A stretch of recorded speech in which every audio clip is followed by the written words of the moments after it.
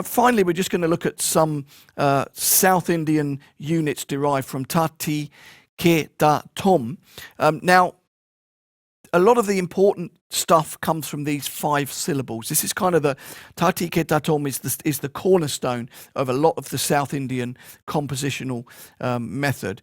Now, the 2 systems are very different in that, and it's important to understand this if you're going to be developing vocal recitation and understanding, what the 2 systems do and what you could take from both of them in terms of developing, musical ideas with recitation. Now, in the North, the way that a tabla solo would work, for example, is that you'd start off with maybe a small flourish fixed composition.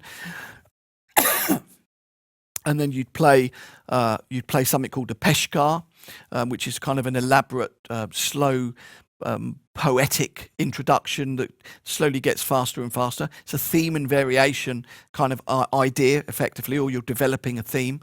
But that would end in a big chakradar. Remember, I said a big composition that goes full circle 3 times. Then they'd be back to the time cycle. Then they would play one of the longer theme and variation compositions, like the kaida that I spoke earlier.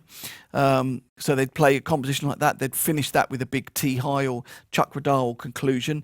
Play the time cycle again. Maybe play another kaida. Maybe move on to some of the fixed compositions. The first this type of composition that I spoke earlier. Back to the time cycle, they'd go on to something called the rela, which is a fast rolling composition. This type of composition then end with a big finale. So that's kind of how the North Indian system would work. The South Indian is entirely different.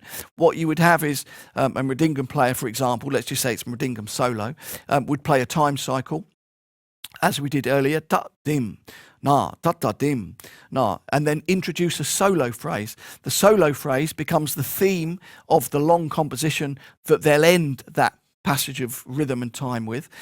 So they work their way up towards that, called something called korepu, which basically means reduction. So they're introducing the solo phrase and elements of the solo phrase more and more regularly until they play the composition. Now, pretty much they'll do, that's mainly the form of the solo actually, but then they'll move on as it gets towards the end, and they'll play a different type of korepu, which is phrases. So, for example, if you're in 8, you'd have phrases of 7 going down. So 8, 1, 2, da dim da dim da dim da. I'm showing the basic skeletal framework. So from the second note, you're doing 4 groups of 7, and then you'd reduce that. So da dim